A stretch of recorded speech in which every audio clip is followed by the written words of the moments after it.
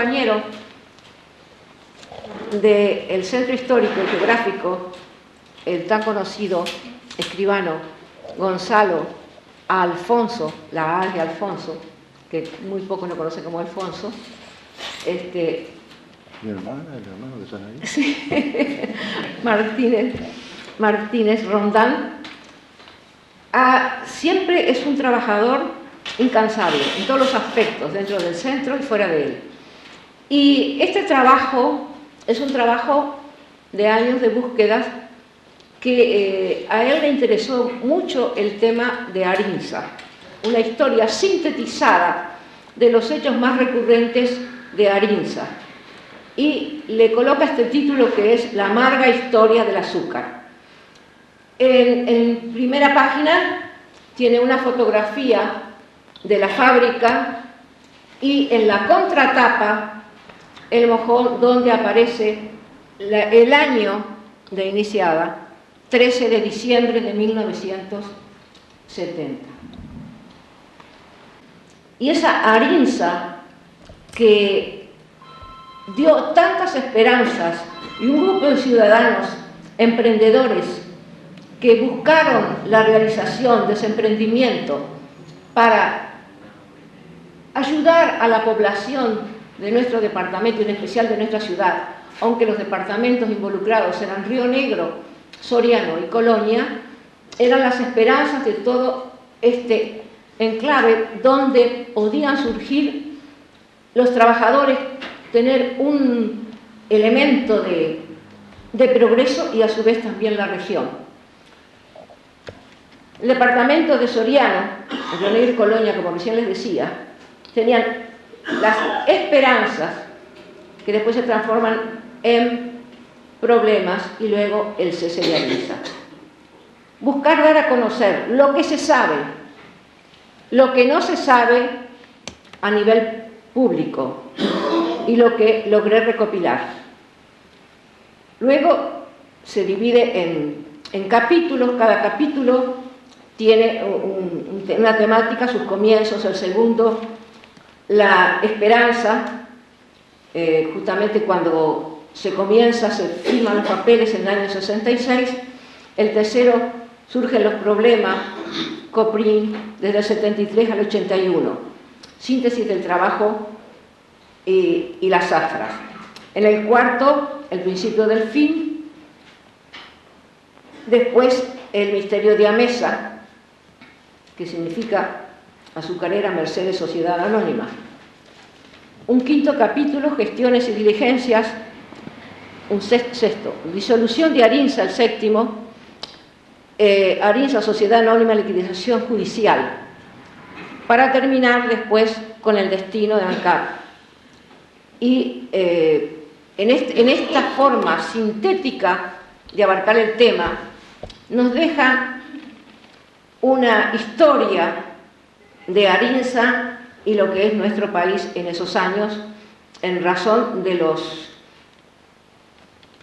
de la problemática del grupo de trabajo con el gobierno, a su vez con el Banco República, con el origen de los capitales. Pero pienso que más que mi presentación vale la palabra de Gonzalo. No es necesario más. Se lo dijo todo.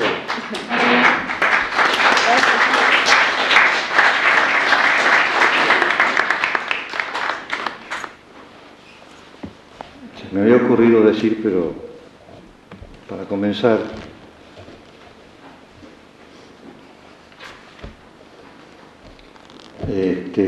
si conocían lo que significaba Arinsa. Yo diría que Arinsa, posiblemente a aquellos chicos de menos de 15 años, a lo mejor no saben lo que es Arinsa o lo que fue Arinsa. Porque una de las cosas que puedo, o me pueden preguntar, es por qué me dediqué a este tema. En la historia del Uruguay, de sus escasos años, ya casi nos hemos olvidado de la conquista de Maracaná, pero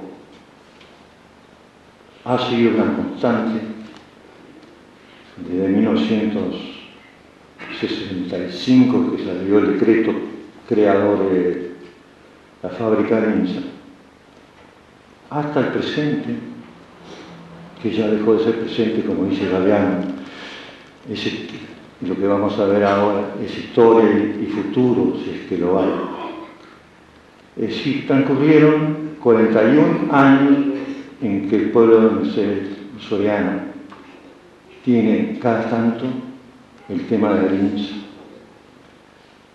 Y ya hace tiempo que tomé la decisión, yo demoro, pero a veces casi siempre llego.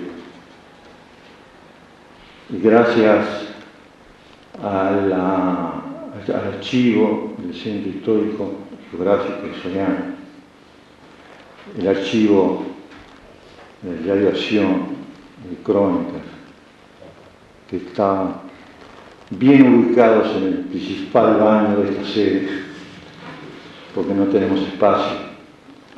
De todas maneras, eso me llevó mucho tiempo. El orden, ordenar todo eso para poder ir anotando. Es decir, una revisación en 1966, aproximadamente hasta 1986, con respecto a la diagrabación y los últimos meses, y una revisión de crónica del 82 también, hasta el 85, 86, porque ahí prácticamente se comprueba que ya Arinsa deja de funcionar totalmente hasta que vuelve a surgir con esta venta del año 99.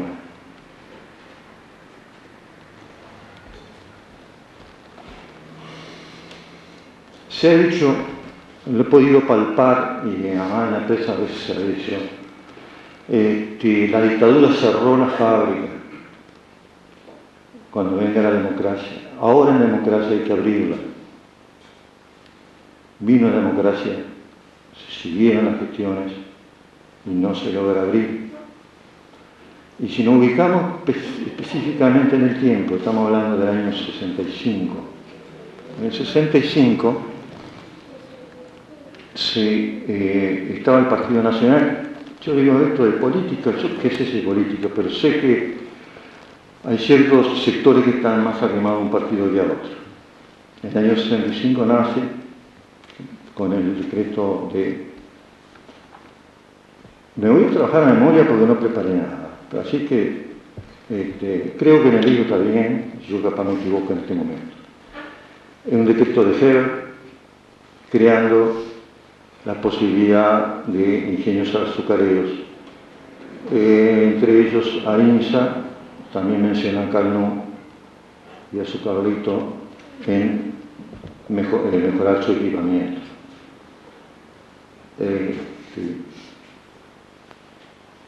Pero bueno, llegamos para tener una idea, lo que fui viendo a medida que aprendía leyendo sobre diarios, era que paulatinamente y desde el comienzo Arinsa tuvo una oposición,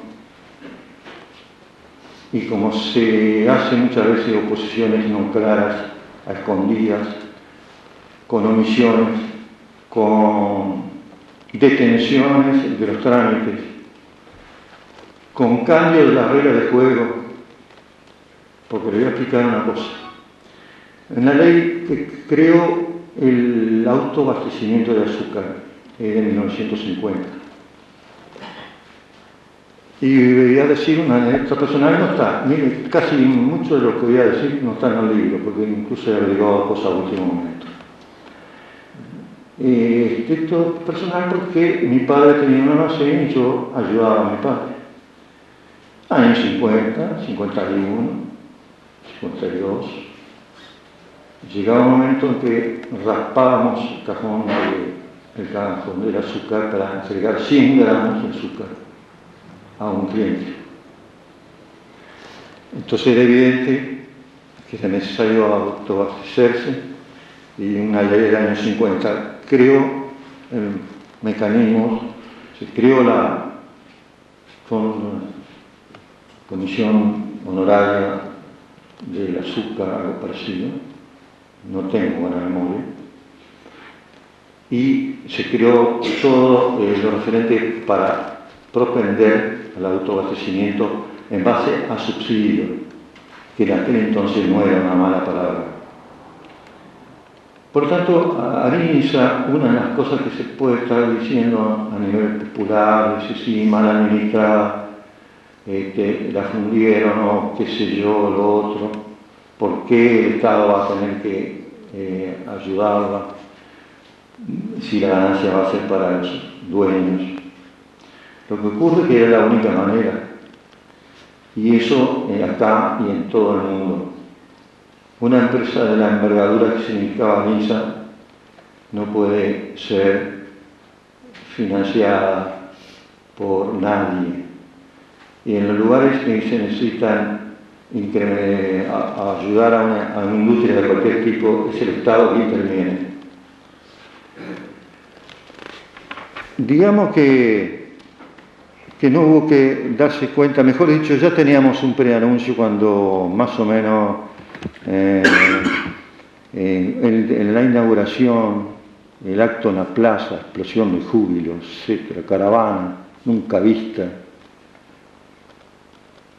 el escribano Capano, el ministro Villos y ese visionario que es, lo digo porque está presente, que es don Oscar Martínez Ayala, ocuparon el estrado, se firmó compromiso. Después habla el ministro de Industria y Trabajo, presente en la jornada, que era alentadora para los destinos de la República. Y ese ministro de Trabajo, Industria, era Francisco Mario Villos, en el cual él dice, en uno de sus párrafos, citó ese resurgimiento de los propulsores luego de instancias nada gratas. Finalizó expresando que hay dificultades para vencer, incomprensiones e intereses que están poniendo piedras en el camino.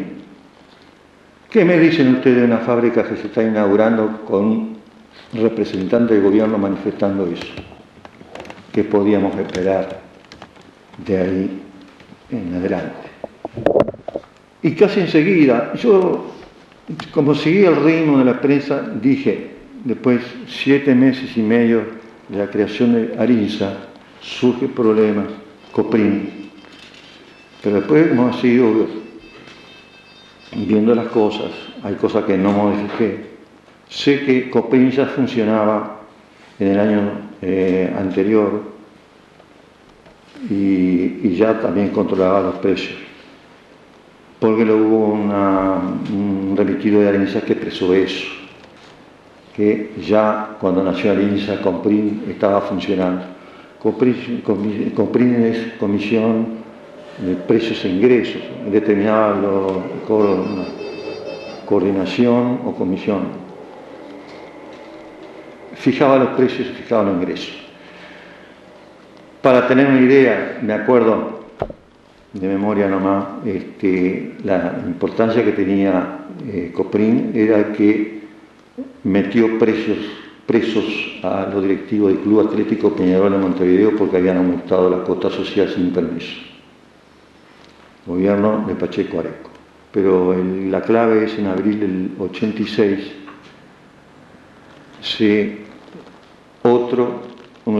yo lo pongo en el libro como ya el fin de Arinsa, porque el Poder Ejecutivo prácticamente da indicaciones suficientes como para decir que Arinsa no puede funcionar, ni procesar remolacha, ni procesar azúcar crudo. Ese fue en el año 86, el primer gobierno Sanguinetti y en democracia. Indudablemente que en la dictadura a veces se hacen las cosas y es más difícil oponerse.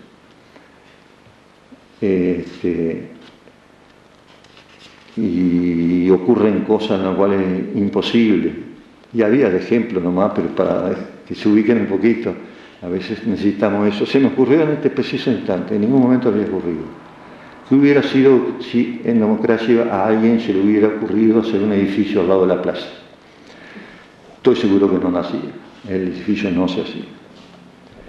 Y eso ocurrió y sufrió mucho Arinza con todo el problema de abandono de las reglas de juego en los cuales se le prometía que no iban a tener ningún tipo de problema, que iban a salir. Y realmente habían hecho una inversión, está establecida cifras, pero con 13 millones de dólares, con una buena financiación, con la fábrica alemana, de la Alemania Oriental, que si realmente hubiera funcionado como era lógico esperar, no hubieran tenido ninguna dificultad para amortizar la deuda originaria. Y así sucedieron las cosas. Ese COPRIL determinó que durante 3 años se fijaron precios por inferior del costo. Eso lo reconoció el propio Estado. Mejor dicho, yo no me quedo involucrado, porque el Estado se compone población, gobierno y territorio. Y yo como parte de la población no me considero en ese entonces participando en el Estado. Digamos que en lugar de Estado utilicemos la palabra gobierno de ese entonces. El gobierno de ese entonces, en un cónclave de San Miguel, en el cuartelito, en el fortín de San Miguel, estudiaron un montón de cosas, entre ellos principalmente el caso de Arinza, y ahí reconocieron el error que se había cometido. Pero que pasen 3 años no es poca cosa cuando se quiere devolver o reconocer una deuda en moneda nacional sin actualización de ningún tipo y sin intereses. Y eso es lo que efectivamente ocurrió. Bueno, ya con eso sería suficiente para decir que lo que lucharon por una industria acá en realidad fueron víctimas de las circunstancias y de intereses creados, evidente intereses creados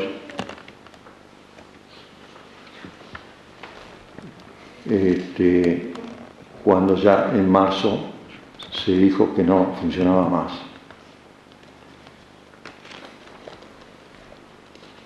Y después todo lo que pueda esperarse de un gobierno que no tiene límites, como por ejemplo un famoso convenio de 1974 en que Arinza realmente fue obligada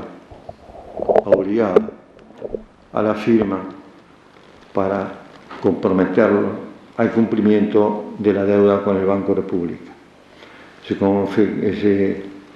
El convenio fue firmado por representantes de la fábrica de Alemania, Banco República y Arinza. Un documento de validez internacional, Banco República, con sus complejos o sus numerosos asesores. Y me quedó la duda, ¿qué pasaba? Y casi estoy seguro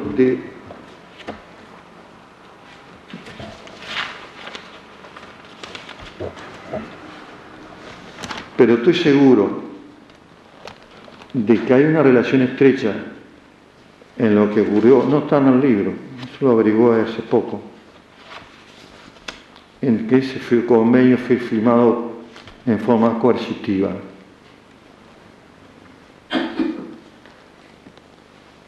En ese preciso instante, a pesar de que toda la escritura habla del 30 de noviembre, del 20 de noviembre de 1974, la firma del convenio, posiblemente fue de junio y julio. En junio y julio, en ese momento, había 3 personas, algunos directivos y algunos con otros cargos, y lo tenía anotado. Entre ellos el presente Óscar Martínez Garán, el gerente general, y cuyo nombre no me acuerdo, a menos que me ayuden. Oscar Caputi. Y otra persona, Nicetti. Esos señores estaban cómodamente alojados en el cuartel general acá, de aquí. Estaban alojados en ese momento, recibiendo el buen trato de la autoridad en ese momento, porque al final uno no sabía dónde estaban las autoridades, si estaban en Montevideo, en la Intendencia o en los respectivos cuarteles. En ese momento, que fue en junio o julio, fueron 45 días. Y un directivo, le voy a mencionar, Juan Alberto Besos, me dijo, ¿y qué íbamos a hacer si teníamos compañeros presos en el cuartel?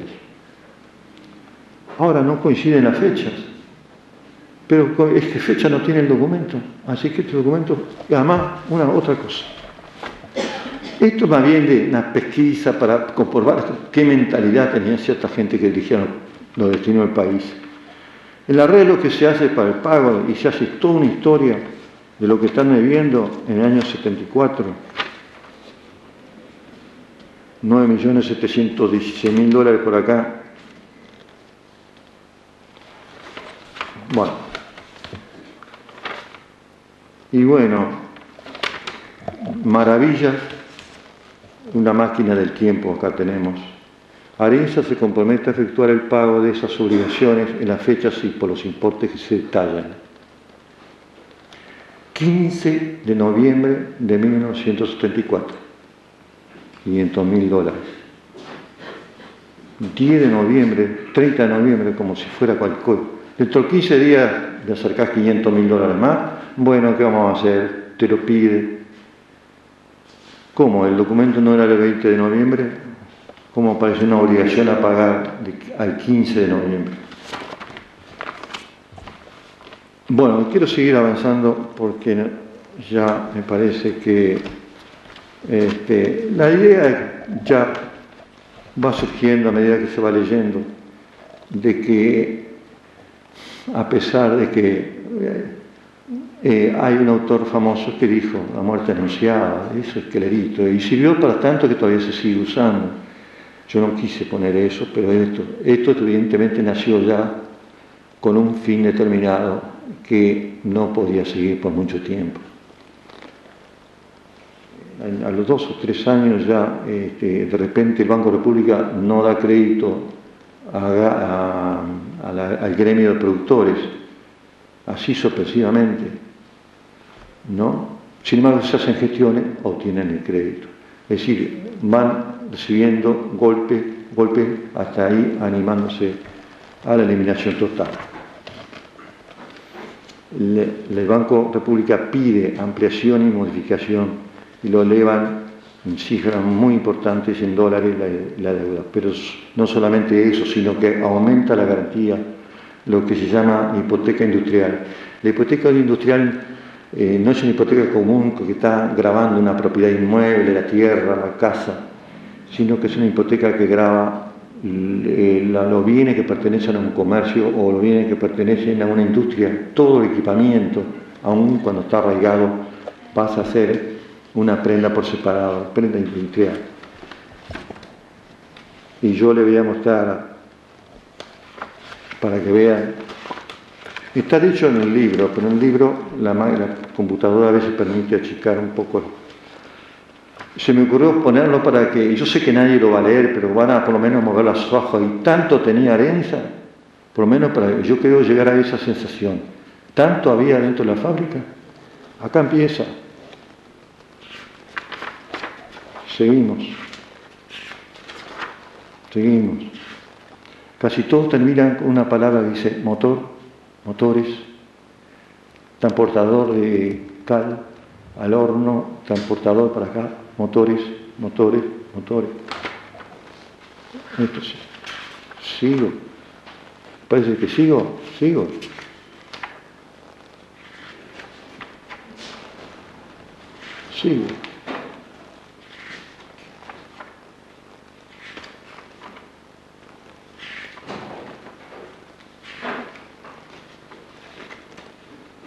Acá se cansó el hombre, cambiaron el escribiente.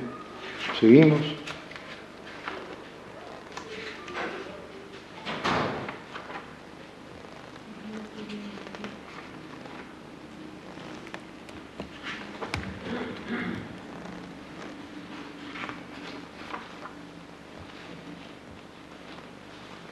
Y acá terminó. Esos son unas maquinarias de todo tipo, de maquinaria arraigadas a la fábrica nada más, estamos hablando, ¿no? Esto es una de las partes que está convertido en el precio de $1 millón que pagó Ugalur, Sociedad Anónima, que todavía está por pagar al Banco República para adquirir los bienes de Arinsa. También en la parte final del libro pongo una listita que se me acercó a último momento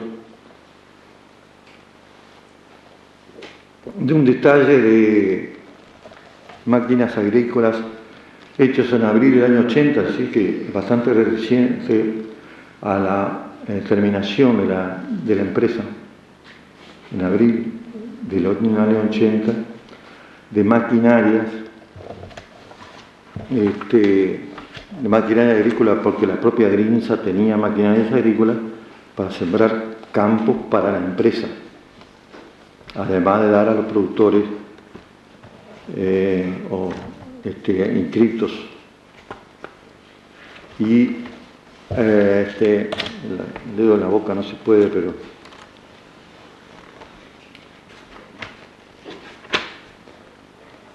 yo le voy a decir, por ejemplo, el primer rengloncito que tenemos acá: 15 tractores RS29, 4 tractores, 2 tractores Deus, tractor Minneapolis, tractor Forson, tractor Velarus, rastras, sembradoras,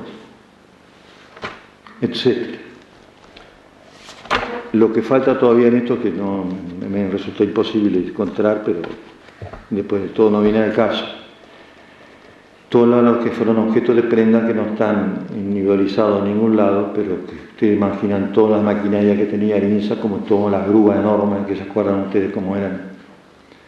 Eso todo en el camino a la destrucción, para evitar que nunca más en el Uruguay se tratara de procesar azúcar con remolacha.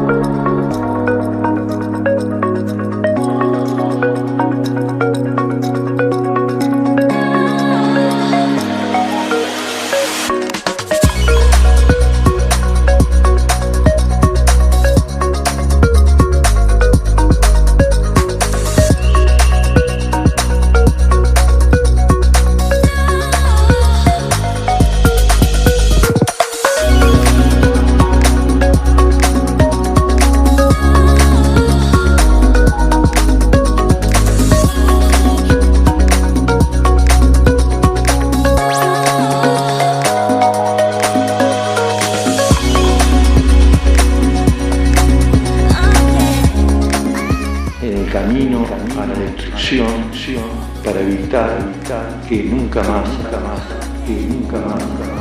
en el Uruguay se tratara de procesar azúcar con azúcar.